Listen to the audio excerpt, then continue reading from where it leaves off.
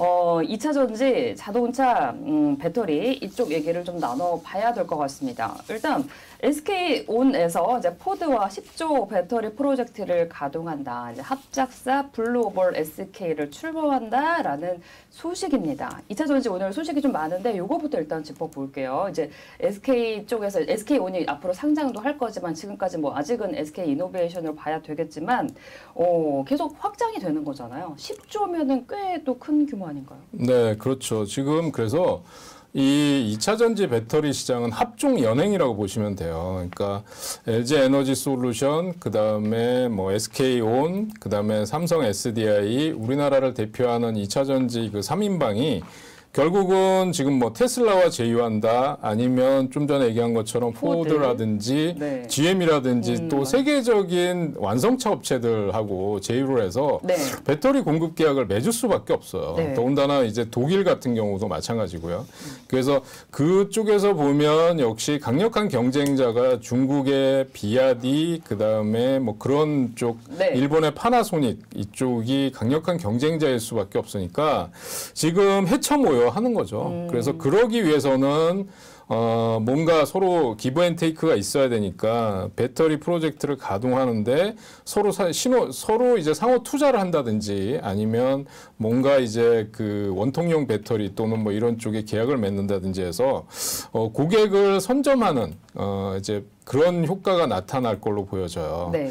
그래서 지금 보면은 SK이노베이션 같은 경우는 최근에 수급이 그다지 좋지 않았어요. 외국인은 팔고 기관은 네. 어제 살짝 들어오긴 했는데. 네. 근데 기관도 그 전에 계속 매도 계속 포지셔닝이었고요. 네.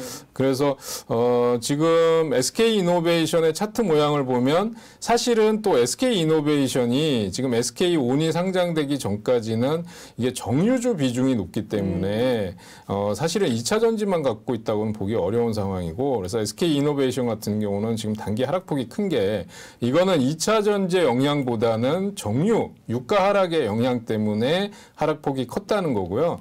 이러는 와중에 이렇게 하락하는 와중에 기관들은 대부분 다 던졌고요. 네. 개인들이 매수가 들어왔어요. 네. 근데 바닥에서 지금 터닝하긴 했지만 지금 이 추세를 반전시키기에는 상당한 시간이 걸리고 좀 역부족이다. 그래서 반등이 나오면 20만 원 넘어가기는 어려운 상황이다 지금. 네. 그렇게 보여져요. 그래서 네. 저는 지금 막 2차 전지 배터리를 생각한다 그러면 SK온 상장 전에 SK이노베이션을 들어가는 거는 별로 바람직하지 않다.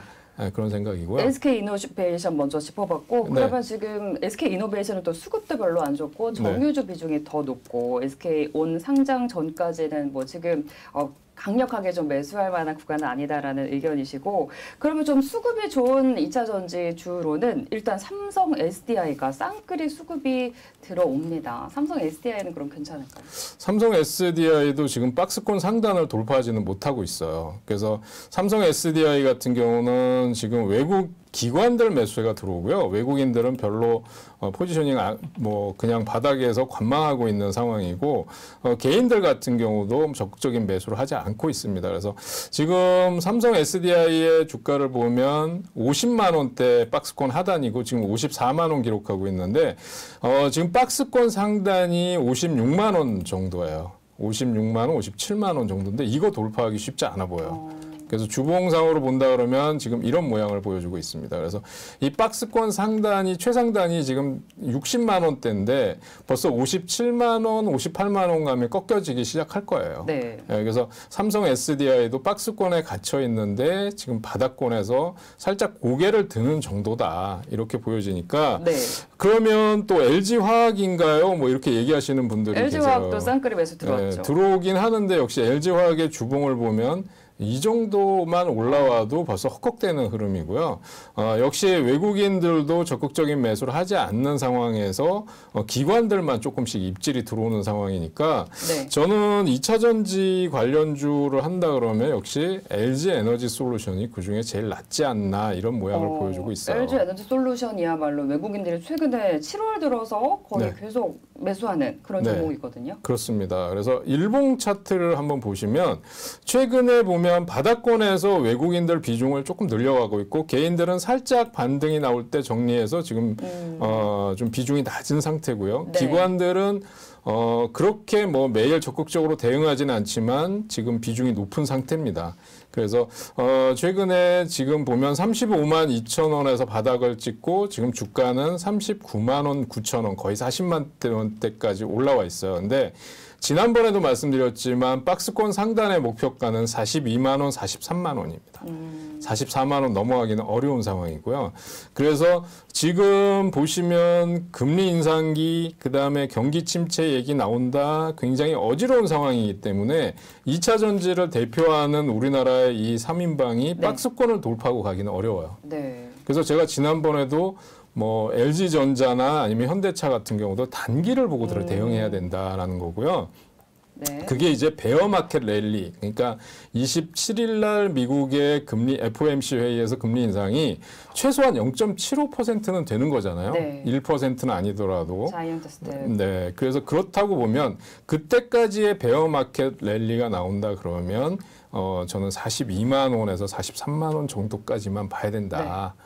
그래서 지금 굳이 들어간다면 LG 에너지 솔루션인데 네. 짧게 들어가야 된다. 네. 그렇게 말씀드릴 수 있을 것 같아요. 대형 배터리 3사 일단 박스권 돌파 조금 어려워 보이지만 그래도 그중에 한 종목을 매수한다면 제일 좋아 보이는 건 LG 에너지 솔루션이다. 라는 얘기시고요. 그리고 이제 황 대표의 비밀노트에서 첫 번째 등장했던 종목이기도 합니다. LNF도 이쪽 섹터에 포함이 되어 있는데 LNF도 최근에 이제 수급이 살짝 외국인과 기관의 동반 매수세가 유입이 되고 있어요. LNF 같은 종목은 어떨까요? 비밀노트 첫 번째 종목이었잖아요. 네, 근데 진짜 그동안 잘 갔었죠. 네. 네, 잘 갔었고 지금 여기도 보면 2분기 실적 양호다 이렇게 나오고 있어요. 실적 전망이 좋다라는 얘기가 나오고 있는데 차트 모양상으로 보면 한번 쉬었다 갔어요. 예, 그래서 지금 단기 조정폭이 적지 않았어요. 예, 그래서 지금 이게 주봉이고요. 일봉상에 보면 이제 27만 9천 원 신고가를 찍고 지금 20만 원대가 살짝 깨졌었으니까 적지 않게 조정을 받은 겁니다. 그런데 역시 LNF 같은 경우에 보면 지금 재밌는 게 외국인 기관 개인이 거의 비중을 갖고 치고받고를 매일같이 하고 있어요. 여기 보면. 그래서 그 비중을 셋이서 나눠 갖고 있다고 봐야 되는 거죠. 네. 예, 그런데 쭉 이제 이렇게 해서 단기간에 상승폭이 컸다는 거, 그다음에 여기에 매물벽이 상당히 강하다는 건데요. 그래서 이 LNF에 대한 실적 전망을 좀 한번 보고 갈게요. 그래서 네. 이거를 지금 좀 크게 보여드리기 위해서 네이버에 한번 들어가 볼게요. 네, LNF 실적 당연히 좋을 것 같아요. 네, 2분기 실적 전망이 좋다라는 게 이제 기관들 분석인데요. 지금 여기 보면 또 이런 얘기도 나와 있어요. 그래서 재미있는 거는 이제 그 목표가를 낮추는 증권사가 하나 있어요. 한국투자증권이라는 데 보면 구매력 감소, 양극재 가격 상승이 발목을 잡는다 그래서 목표가를 낮췄어요. 네. 그래서 기존에 38만 원에서 33만 원으로 낮췄습니다. 그러니까 대부분 목표가를 다른 증권사들이 높여 잡고 있는 거와는 좀 다른 모양이죠. 예, 그래서 지금 이런 이슈도 한번 있다는 거를 제가 보여드리기 위해서 말씀드리는 거고요. 네. 그 다음에 여기 보면 또 이제 이런 뉴스가 있어요. 네. 테슬라 변동성 때문에 국내의 2차 전지 관련주들이 흔들린다. 저 예. 일론 머스크 사진이 너무 웃긴 사진이. 네. 일론 머스크가 요즘 뭐 화제의 인물입니다. 네. 제가 보기에는 바이든 대통령보다 더 자주 나오는 것 같아요. 그러게요. 네. 그래서 지금 LNF 같은 경우에 지금 이 테슬라를 비롯해서 기술적 급락, 그럼 테슬라가 지금 또 오락가락하고 있잖아요. 네. 예, 그런 거에 영향을 받아서 리스크가 있다라는 분석이 나오고 있어요. 그런데 일단 주봉 차트로만 보면 2분기 실적은 나쁘지 않습니다. 네. 제가 보기엔 2분기까지는 좋을 것 같은데 차트에서 보면 역시 지금도 24만 원, 25만 원대까지만 보셔야 돼요. 왜냐하면 여기서 지금 대량 거래가 터졌던 게 고점에서 매물화되면서 쭉 내려왔어요. 그래서 이거를 돌파하기는 쉽지 않을 것 같고 그래서 저는 24만 원 넘어가기는 단기적으로 좀 힘들어 보인다 이렇게 생각이 돼요. 네네. 27만 9천 원 신고가 돌파하려면 저는 3분기 실적까지 정말 좋게 나와야 됩니다. 네. 근데 지금 2분기 이후에 대부분 2차 전지나 대부분 기업 실적 전망이 지금 꺾어지는 게 나타나고 있고요. 네. 미국에서 보면 지금 벌써 은행주, 금융주들 실적 부진이 나타나고 그러게요. 있잖아요. 네. 그래서 2차 전지 관련주들 너무 좋다고 그냥 계속 담아서 가져가는 거에는 문제가 있어요. 부담스럽다. 예, 그래서 네. 비중 줄이셔야 되고 언젠가 또 실적이 안 좋게 나오거나 이러면 그대로 급락합니다. 네. 많이 그대로 올라와 있잖아요. 2차 전지 관련주들. 네. 조심하셔야 됩니다. 네, 조심할 구간에다 얘기해 주셨고 LNF 같은 경우에 첫 번째 이제 비밀 노트 종목이기도 했는데 지금 어제 종가가 21만 3천 원인데 추가 상승이 가능해 보이긴 하지만 25만 원 넘기는 조금 힘들어 보인다. 24만 원에서 25만 원 정도까지는 그래도 좀 목표 주가로 설정을 해주셨습니다. 오토기님 잘하셨네요. LNF 어제 조금 수익 내고 매도했는데 얘기해 주시는데 네, 수익 지금 뭐 챙기시는 거 언제나 좀 오른 것 같습니다. 그리고 강동장님께서는 2차 전지주 차트 다 망가져서 수익 내기 어려울 텐데 또 이렇게 얘기해 주시거든요. 2차 전지는 뭐 그래서 좀 맞아요. 지금도 단기적으로 맞다고 얘기해 주시네요. 네. 단기적으로 접근하는 게 좋다고 얘기해 주셨고 그럼 중장기적으로 볼만한 종목은 없을까요? 2차 전지 중에서요? 네. 그러니까 지금 중장기적이라고 하면 역시 미국의 금리 인상이 좀 마무리돼야 돼요. 7월 그리고 지금 실적이 2분기 안 좋게 나올 거라는 우리는 근데 2분기까지는 걱정이 없을 것 같은데 3분기부터가 문제죠. 네.